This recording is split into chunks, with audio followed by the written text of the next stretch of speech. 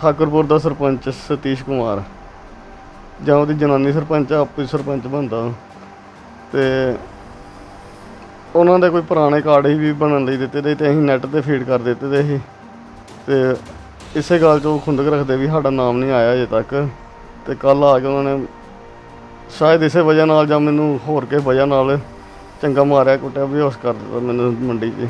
ਪਿੰਡ ਕਾਨਵਾ ਦੇ ਲਾਗੇ ਪਿੰਡ ਠਾਕੁਰਪੁਰ ਪੈਂਦਾ, ਉੱਥੋਂ ਦਾ ਸਰਪੰਚ ਸਤੀਸ਼ ਕੁਮਾਰ ਤੇ ਇੱਕ ਸ਼ਾਇਦ ਮੈਂਬਰ ਪੰਚਾਇਤ ਦੱਸਦੇ ਨੇ ਰਜਨੀਸ਼ ਕੁਮਾਰ ਤੇ ਹੋਰ ਆਪਣੇ 5-6 ਸਾਥੀਆਂ ਨਾਲ ਆਏ।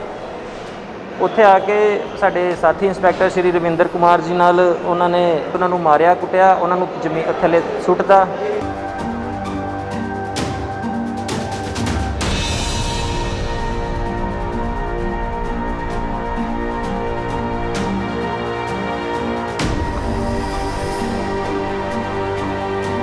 ਕਿ ਮੈਂ ਬੋਲਦੇ ਜ਼ਰੂਰ ਰਿਹਾ ਪਰ ਕਦੀ ਮਾਰ ਕੁਟਾਈ ਵਾਲੀ ਗੱਲ ਨਹੀਂ ਕੀਤੀ। ਤੇ ਕਿੰਨੇ ਜਾਣੇ ਸੀ ਕਿਹਦੇ ਨਾਲ ਮਾਰੇ? ਉਹ ਹੱਥਾਂ ਮੁੱਕਿਆਂ ਲੱਤਾਂ ਨਾਲ ਹੀ ਮਾਰਿਆ ਮੈਨੂੰ। 7-8 ਜਣੇ ਸੀ। ਇਸ ਸਾਥੀ ਤੇ ਹਮਲਾ ਹੋਇਆ, ਕੱਲ ਨੂੰ ਮੇਰੇ ਤੇ ਵੀ ਹੋ ਸਕਦਾ, ਮੇਰੇ ਦੂਜੇ ਸਾਥੀਆਂ ਤੇ ਵੀ ਹੋ ਸਕਦਾ। ਇਹ ਸਾਥੀ ਸਾਡਾ ਖੁਸ਼ਕਿਸਮਤ ਸੀ ਕਿ ਇਹਦੀ ਜਾਨ ਨਹੀਂ ਗਈ, ਇਹ ਬਚ ਗਿਆ ਜਾਂ ਮੌਕੇ ਤੇ ਲੋਕ ਮੌਜੂਦ ਸੀ, ਉਹਨਾਂ ਨੇ ਬਚਾ ਲਈ ਉਹਦੀ ਜਾਨ, ਉਹਨੂੰ ਹਸਪੀਟਲ ਪਹੁੰਚਾ ਦਿੱਤਾ। ਪਠਾਨਕੋਟ 'ਚ ਫੂਡ ਸਪਲਾਈ ਇੰਸਪੈਕਟਰ ਨੇ ਪਿੰਡ ਦੇ ਸਰਪੰਚ ਅਤੇ ਕੁਝ ਹੋਰ ਵਿਅਕਤੀਆਂ ਤੇ ਕੁੱਟਮਾਰ ਕਰਨ ਦੇ ਆਰੋਪ ਲਗਾਏ ਹਨ।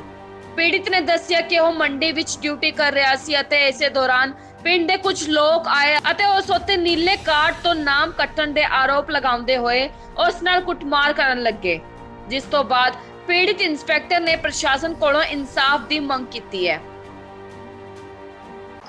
ਮੇਰਾ ਨਾਮ ਰਵਿੰਦਰ ਕੁਮਾਰ ਹੈ ਜੀ। ਮੈਂ ਫੂਡ ਸਪਲਾਈ 'ਚ ਇੰਸਪੈਕਟਰ ਹਾਂ ਪਠਾਨਕੋਟ ਜ਼ਿਲ੍ਹੇ 'ਚ। ਮੇਰੀ ਕਾਨਵਾ ਮੰਡੀ ਡਿਊਟੀ ਲੱਗੀ ਰਹੀ ਪ੍ਰਧਾਨ ਮੰਤਰੀ ਗਰੀਬ ਕਲਿਆਣ ਅੰਨ ਯੋਜਨਾ ਵਾਲੀ ਕਣਕ ਨੂੰ ਲਿਫਟ ਕਰਾਉਣ ਦੀ। ਕੱਲ੍ਹ ਕੋਈ 17 ਤਰੀਕ ਨੂੰ ਦੁਪਹਿਰੇ 2-2:30 ਵਜੇ ਠਾਕੁਰਪੁਰ ਦੇ ਜਿਹੜੇ ਸਤੀਸ਼ ਕੁਮਾਰ, ਰਜਨੀਸ਼ ਕੁਮਾਰ, ਇਹਨਾਂ ਨੇ ਆ ਕੇ ਮੈਨੂੰ ਚੰਗਾ ਕੁੱਟਿਆ ਮੰਡੀ ਦੇ ਵਿੱਚ ਤੇ ਮੈਨੂੰ ਬੇਹੋਸ਼ ਹੀ ਕਰ ਦਿੱਤਾ।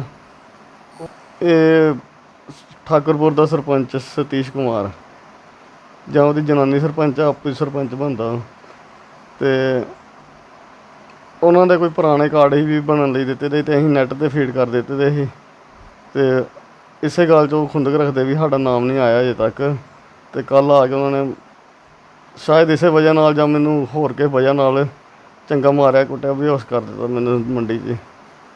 ਪਹਿਲਾਂ ਕੋਈ ਮਤਲਬ ਲੜਾਈ ਝਗੜਾ ਨਹੀਂ ਸੀ, ਬਸ ਹੈਲੋ ਹਾਏ ਵੀ ਇਹ ਸਾਡਾ ਕੰਮ ਕਰ ਦਿਓ, ਬਸ ਇੰਨਾ ਗੱਲ ਹੁੰਦੀ ਸੀ।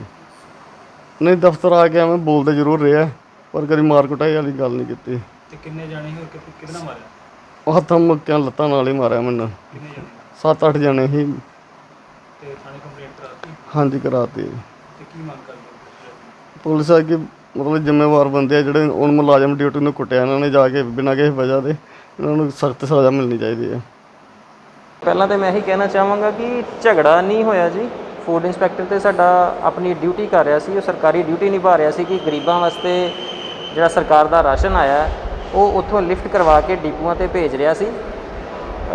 ਪਿੰਡ ਕਾਨਵਾ ਦੇ ਲਾਗੇ ਪਿੰਡ ਠਾਕੁਰਪੁਰ ਪੈਂਦਾ, ਉੱਥੋਂ ਦਾ ਸਰਪੰਚ ਸਤੀਸ਼ ਕੁਮਾਰ ਤੇ ਇੱਕ ਸ਼ਾਇਦ ਮੈਂਬਰ ਪੰਚਾਇਤ ਦੱਸਦੇ ਨੇ ਰਜਨੀਸ਼ ਕੁਮਾਰ ਤੇ ਹੋਰ ਆਪਣੇ 5-6 ਸਾਥੀਆਂ ਨਾਲ ਆਏ।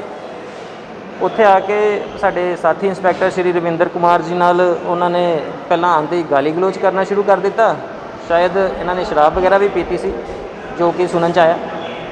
ਉਹਨਾਂ ਨਾਲ ਗਾਲੀ ਗਲੋਚ ਕੀਤਾ, ਫਿਰ ਉਹਨਾਂ ਨਾਲ ਹੱਥਾਪਾਈ ਕਰਨੀ ਸ਼ੁਰੂ ਕਰ ਦਿੱਤੀ, ਉਹਨਾਂ ਨੂੰ ਮਾਰਿਆ ਕੁੱਟਿਆ, ਉਹਨਾਂ ਨੂੰ ਜ਼ਮੀਨ ਥੱਲੇ ਸੁੱਟਦਾ, ਥੱਲੇ ਡਿੱਗਿਆ ਹੋਇਆ ਤੇ ਉਹਨਾਂ ਨੂੰ ਠੁੱਡ ਵਗੈਰਾ ਮਾਰੇ। ਇੰਸਪੈਕਟਰ ਸਾਡਾ ਬੇਹੋਸ਼ ਹੋ ਗਿਆ। ਫਿਰ ਉੱਥੇ ਕੁਝ ਲੋਕ ਸੀ ਜਿਹੜੇ ਉਹਨਾਂ ਨੇ ਬੜੀ ਮੁਸ਼ਕਿਲ ਨਾਲ ਉਹਨੂੰ ਬਚਾ ਕੇ ਉੱਥੇ ਕਾਰ 'ਚ ਪਾਇਆ। ਉਹ ਕਾਰ 'ਚੋਂ ਵੀ ਖਿੱਚਣ ਦੀ ਕੋਸ਼ਿਸ਼ ਕਰ ਰਹੇ ਸੀ ਕਿ ਤੈਨੂੰ ਜਾਨੋਂ ਹੀ ਮਾਰ ਦੇਣਾ, ਇੱਥੋਂ ਨਿਕਲ ਜਾਏਗਾ ਬਚ ਗਏ, ਤੇਰੇ ਦਫ਼ਤਰ ਆ ਕੇ ਤੈਨੂੰ ਮਾਰ ਦਿਆਂਗੇ। ਇਹ ਬੜੀ ਮੁਸ਼ਕਿਲ ਨਾਲ ਉੱਥੇ ਜੋ ਦੱਸਿਆ ਮੌਕੇ 'ਤੇ ਮੌਜੂਦ ਲੋਕਾਂ ਨੇ ਕਿ ਬੜੀ ਮੁਸ਼ਕਿਲ ਨਾਲ ਉਹਦੀ ਜਾਨ ਬਚਾਈ। ਉਹ ਜੀ ਰਵਿੰਦਰ ਕੁਮਾਰ ਜੀ ਨਾਲ ਜਦੋਂ ਸਾਡੀ ਗੱਲ ਹੋਈ ਕਿ ਕੀ ਕਾਰਨ ਹੈ ਤਾਂ ਰਵਿੰਦਰ ਕੁਮਾਰ ਨੇ ਦੱਸਿਆ ਕਿ ਪਿਛਲੇ ਕੁਝ ਸਮੇਂ ਕੋਈ 3-4 ਮਹੀਨੇ ਪਹਿਲੇ ਰਾਸ਼ਨ ਕਾਰਡ ਬਣੇ ਸੀ, ਗਰੀਬ ਲੋਕਾਂ ਦੇ ਰਾਸ਼ਨ ਕਾਰਡ ਬਣੇ ਸੀ ਤੇ ਸਰਕਾਰ ਦੀਆਂ ਹਦਾਇਤਾਂ ਕੀ ਹੁੰਦੀਆਂ ਨੇ ਕਿ ਅਸੀਂ ਇੱਕ ਪੇਂਡੂ ਏਰੀਆ ਦੇ ਵਿੱਚ ਵੱਧ ਤੋਂ ਵੱਧ 54% ਆਬਾਦੀ ਦੇ ਰਾਸ਼ਨ ਕਾਰਡ ਬਣਾ ਸਕਦੇ ਹਾਂ, ਜਦ ਕਿ ਫਾਰਮ ਸਾਡੇ ਕੋਲ ਲਗਭਗ 80% ਲੋਕਾਂ ਦੇ ਆ ਜਾਂਦੇ ਆ, 80% ਤੋਂ ਜ਼ਿਆਦਾ ਲੋਕਾਂ ਦੇ ਆ ਜਾਂਦੇ ਆ। ਈਵਨ ਸਾਰਿਆਂ ਨੂੰ ਅਸੀਂ ਆਕੂਪਾਈ ਨਹੀਂ ਕਰ ਸਕਦੇ, ਉਹਨਾਂ ਨੂੰ ਅਸੀਂ ਖੁਸ਼ ਨਹੀਂ ਕਰ ਸਕਦੇ ਕਿ ਸਾਰਿਆਂ ਦੇ ਹੀ ਬਣ ਜਾਣ। ਸਰਕਾਰੀ ਹਦਾਇਤਾਂ ਨਾਲ ਬੱਝੇ ਹੋਏ ਹੁੰਦੇ ਹਾਂ ਅਸੀਂ। ਤੇ ਸ਼ਾਇਦ ਇਹਨਾਂ ਦੇ ਵੀ ਪਿੰਡ ਦੇ ਜਿਹੜੇ ਸਰਪੰਚ ਨੇ ਹਮਲਾ ਕੀਤਾ ਹੈ, ਇਹਨਾਂ ਦੇ ਪਿੰਡ ਦੇ ਵੀ ਰਾਸ਼ਨ ਕਾਰਡ ਨਹੀਂ ਬਣ ਸਕੇ ਸੀ।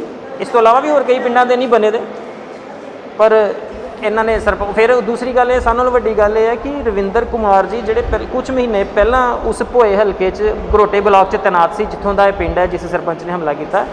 ਹੁਣ 2 ਮਹੀਨੇ ਤੋਂ ਜ਼ਿਆਦਾ ਟਾਈਮ ਹੋ ਗਿਆ, ਰਵਿੰਦਰ ਕੁਮਾਰ ਦੀ ਬਦਲੀ ਉੱਥੋਂ ਹੋ ਚੁੱਕੀ ਹੈ, ਉਹ ਪਠਾਨਕੋਟ 'ਚ ਆ ਚੁੱਕੇ ਨੇ, ਪਠਾਨਕੋਟ ਸ਼ਹਿਰ 'ਚ ਉਹ ਕੰਮ ਕਰ ਰਹੇ ਨੇ।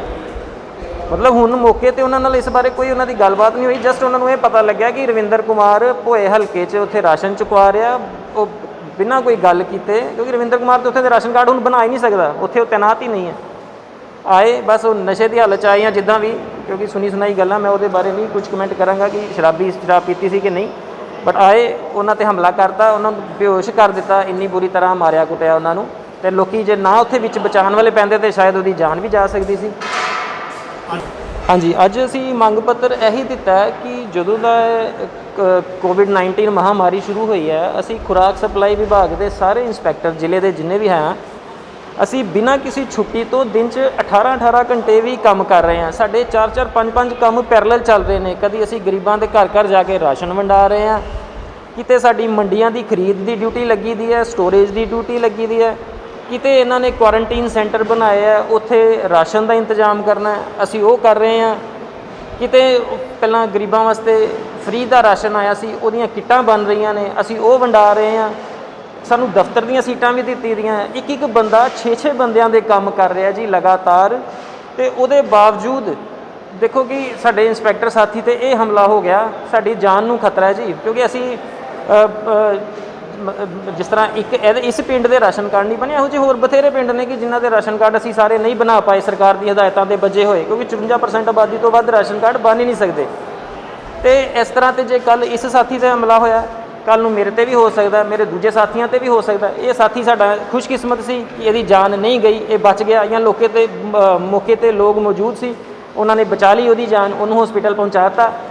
ਅਤੇ ਕਿਸੇ ਨੇ ਰਸਤੇ 'ਚ ਘੇਰ ਕੇ ਉਹਦੇ 'ਤੇ ਹਮਲਾ ਕਰ ਦੇਣਾ। ਅਤੇ ਅਸੀਂ ਇਹੀ ਮੰਗ ਪੱਤਰ ਦਿੱਤਾ ਉਹਨਾਂ ਨੂੰ, ਆਪਣੇ DFSC ਸਾਹਿਬ ਨੂੰ, ਅਤੇ DFSC ਸਾਹਿਬ ਦੇ ਥਰੂ ਆਪਣੇ ਮਹਿਕਮੇ ਨੂੰ ਵੀ ਅਤੇ ਜ਼ਿਲ੍ਹਾ ਪ੍ਰਸ਼ਾਸਨ ਨੂੰ ਵੀ ਇਹ ਮੰਗ ਪੱਤਰ ਦੇ ਰਹੇ ਹਾਂ ਕਿ ਜਦੋਂ ਤੱਕ ਦੋਸ਼ੀਆਂ ਨੂੰ ਗ੍ਰਿਫਤਾਰ ਨਹੀਂ ਕੀਤਾ ਜਾਂਦਾ, ਅਤੇ ਸਾਨੂੰ ਸਾਰੇ ਇੰਸਪੈਕਟਰਾਂ ਨੂੰ ਫੀਲਡ 'ਚ ਜਾਣ ਵਾਸਤੇ ਪੁਲਿਸ ਸਿਕਿਉਰਿਟੀ ਮੁਹੱਈਆ ਨਹੀਂ ਕਰਵਾਈ ਜਾਂਦੀ, ਅਸੀਂ ਹਰ ਤਰ੍ਹਾਂ ਦੇ ਫੂਡ ਸਪਲਾਈ ਦੇ ਕੰਮ ਦਾ ਬਾਈਕਾਟ ਕਰਾਂਗੇ। ਅਸੀਂ ਬਿਲਕੁਲ ਨਹੀਂ ਜਾ ਸਕਦੇ ਕਿ ਅਸੀਂ ਆਪਣੀਆਂ ਜਾਨਾਂ ਨੂੰ ਖਤਰੇ 'ਚ ਪਾ ਕੇ, ਕੋਰੋਨਾ ਕੋਲੋਂ ਤੇ ਰੱਬ ਨੇ ਸਾਡੇ ਬਚਾਅ ਕਰਵਾ ਲਿਆ ਕਿਸੇ ਤਰ੍ਹਾਂ ਨਾਲ, ਪਰ ਜੇ ਇਸ ਤਰ੍ਹਾਂ ਸਾਡੇ 'ਤੇ ਜਾਨਲੇਵਾ ਹਮਲੇ ਹੋਣਗੇ, ਇਹਨਾਂ ਹਾਲਾਤਾਂ ਦੇ ਵਿੱਚ ਅਸੀਂ ਕੰਮ ਕਰਨ ਤੋਂ ਅਸਮਰਥ ਹਾਂ।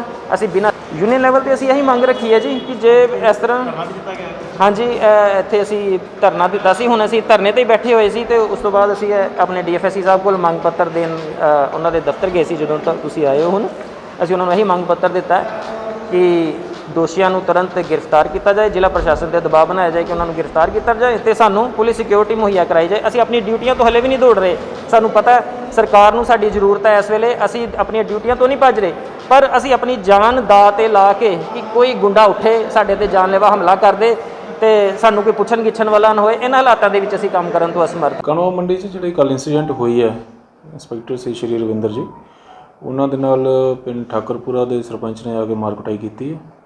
ਉਹਦੇ ਬਾਰੇ ਰਾਦਰ ਆਪਾਂ ਰਿਕੁਐਸਟ ਕੀਤੀ ਸੀ ਡੀ ਸਾਹਿਬ ਨੂੰ ਔਰ SSP ਸਾਹਿਬ ਨੂੰ। FIR ਵੱਖ-ਵੱਖ ਧਾਰਾਵਾਂ ਤਹਿਤ ਉਹਦੇ ਹੋ ਗਈ ਹੈ। ਨਾਓ ਆਈ ਹੈਵ ਰਿਸੀਵਡ ਮਤਲਬ ਕਿ ਇਹਨਾਂ ਦਾ ਮੰਗ ਪੱਤਰ ਆਇਆ ਆਪਣੇ ਕੋਲ ਕਿ ਜਿਹਦੇ 'ਚ ਸਮੂਹ ਡਰਿੱਕਾਂ ਵੱਲੋਂ ਉਹਦੀ ਗ੍ਰਿਫਤਾਰੀ ਦੀ ਮੰਗ ਕੀਤੀ ਜਾ ਰਹੀ ਹੈ।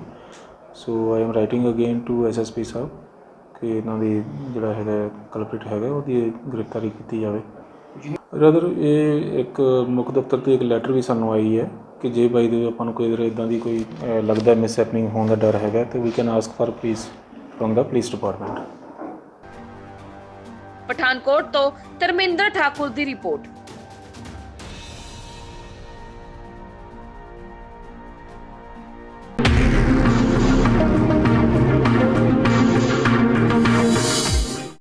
बिल्कुल सच। ज्योतिष एक विद्या एक साइंस। एस्ट्रोलॉजर बाबा धर्मिंਦਰ जी ਦਾ ਸਾਰੀ ਦੁਨੀਆ ਨੂੰ ਖੁੱਲਾ ਚੈਲੰਜ।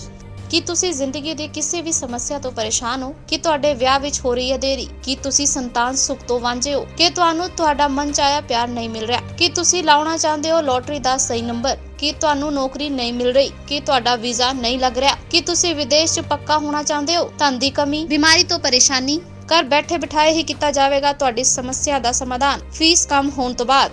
ਇਹਨਾਂ ਸਾਰੀਆਂ ਸਮੱਸਿਆਵਾਂ ਦੇ ਪੱਕੇ ਹੱਲ ਲਈ ਇੱਕ ਵਾਰ ਜ਼ਰੂਰ ਮਿਲੋ ਐਸਟ੍ਰੋਲੋਜਰ ਬਾਬਾ ਧਰਮਿੰਦਰ ਜੀ ਨੂੰ, ਜੋ ਕਰਦੇ ਨੇ ਮੁਫਤ ਸੇਵਾ, ਮੁਫਤ ਸਮਾਧਾਨ।